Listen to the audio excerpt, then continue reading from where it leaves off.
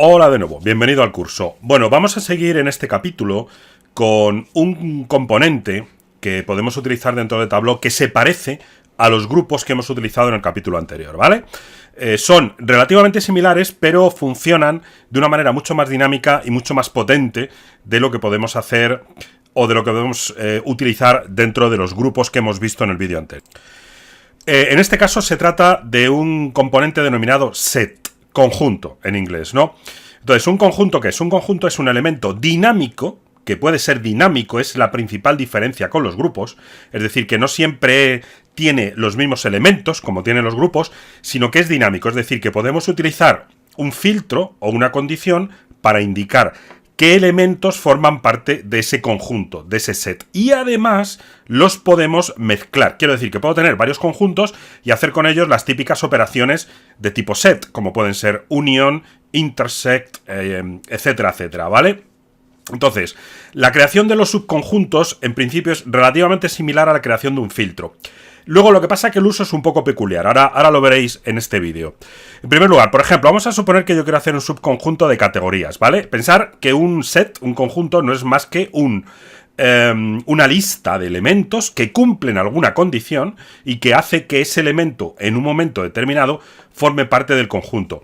Lo más interesante es que al ser o al poder ser dinámico, puede que hoy forme parte de un determinado conjunto, pero mañana no, porque hayan cambiado los datos. Por ejemplo, suponer un subconjunto o un conjunto que esté formado por todos los elementos o todas las ventas que sean mayores de 1000, ¿vale? Y que hoy cumple la condición, una determinada venta, pero mañana no la cumple. Bueno, pues ese elemento ya no formaría parte de esa lista. Para crear un conjunto es bastante sencillo. Nos iríamos a algunos de los campos que tenemos aquí, en la zona de datos.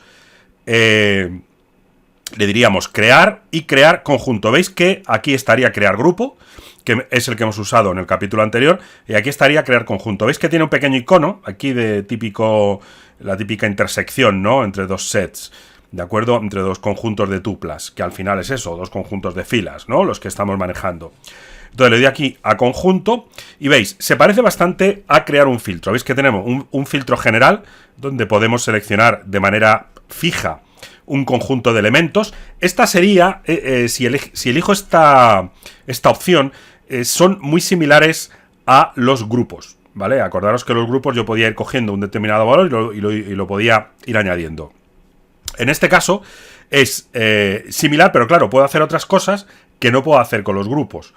Puedo unirlos con otros conjuntos, quitar elementos y hacer otra serie de operaciones que no formarían parte de un grupo, pero sí que formarían parte de un conjunto. Entonces, vamos a poner aquí, por ejemplo, categorías baratas. Vamos a poner una cosa muy sencilla. Y le vamos a decir que los accesorios, las carpetas y las etiquetas y las grapas forman parte de este conjunto. Entonces, veis que puedo seleccionar una lista, puedo personalizar la lista o puedo utilizar todo, igual que lo hacemos con los filtros, ¿vale? Acordaos que los filtros teníamos algo parecido. De hecho, el segundo tipo que tenemos aquí, la segunda pestaña, nos permite ver también una condición, ¿veis? Ninguna condición por campo. Acordaros que los filtros igual, ¿no? Pues todas las, digamos que el total sea mayor que lo que fuere, o por una fórmula con algún campo calculado.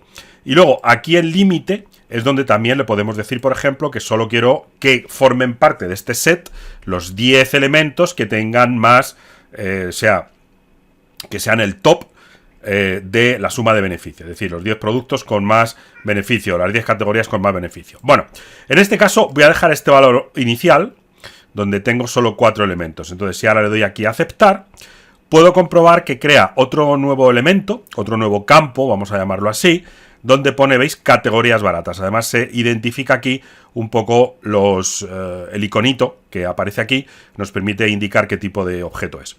Bueno, si ahora cojo, por ejemplo, subcategorías, la arrastro aquí y cojo total y la arrastro aquí, ¿vale? Veis que en este caso son categorías normales y corrientes. Cuando yo arrastro un conjunto, por ejemplo, lo voy a poner aquí, digamos que el resultado es un poco peculiar, ¿no? Al principio no entiendes muy bien qué quiere decir esto de dentro o fuera. De hecho, si estáis en inglés, es decir, si tenéis la herramienta en inglés, veréis que os pone in-out en vez de poner dentro-fuera, un poco, digamos, de manera automática.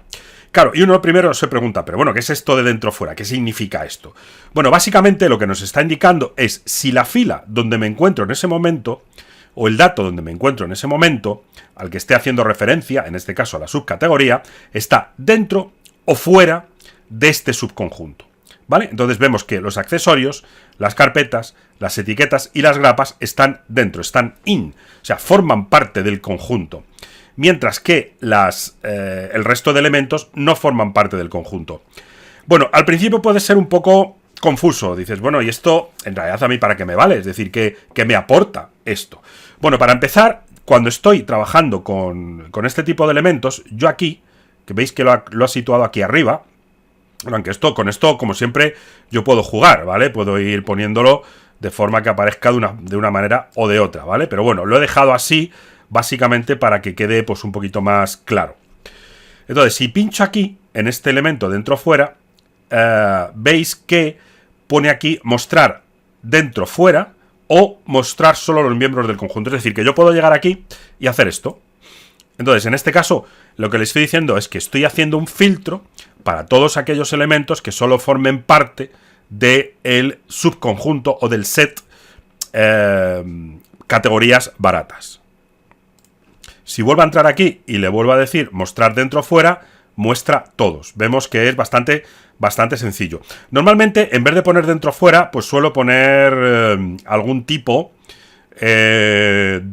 digamos, de descripción. Esto lo puedo hacer aquí, dentro o fuera. Me voy aquí a editar alias.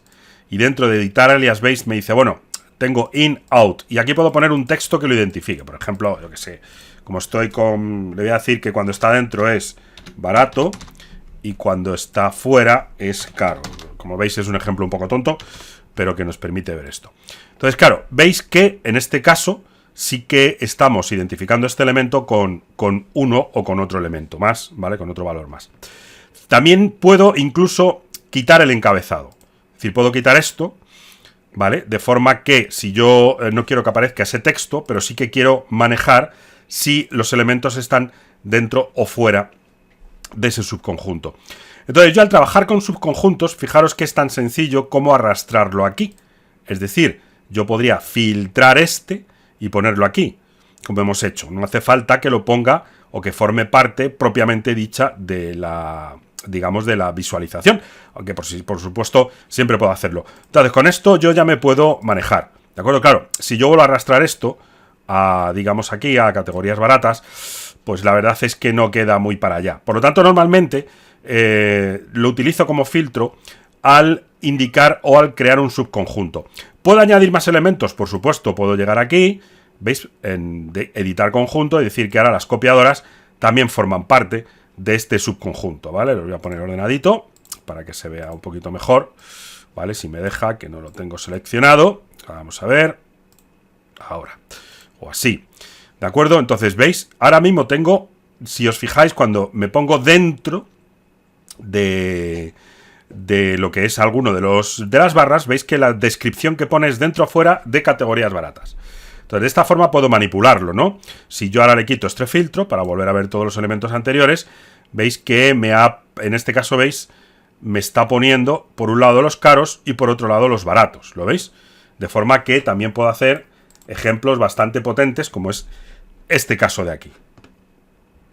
La verdad es que los subconjuntos vienen muy bien, sobre todo cuando tengo, por ejemplo, campos calculados, en los que puedo variar el resultado para saber si algo está o no está formando parte de un determinado subconjunto. ¿De acuerdo? Bueno, pues yo creo que con esto más o menos os debería quedar claro qué es lo que es. Recordar, veis en este caso que, aunque tienen algunas similitudes con los grupos, no lo son más potentes, más dinámicos, y vamos a ver en el capítulo siguiente cómo podemos hacer alguna cosa adicional, como crear otros grupos y unirlos o mezclarlos para poder trabajar o para poder ver elementos comunes entre ellos, ¿de acuerdo? Pues venga, espero que os haya quedado claro. Si no, me dais un toque bueno, perdón, que es una expresión de aquí de España, me mandáis un mensaje para atenderos y resolveros las posibles dudas que tengáis. ¿De acuerdo? Venga, nos vemos en el siguiente vídeo. Un saludo.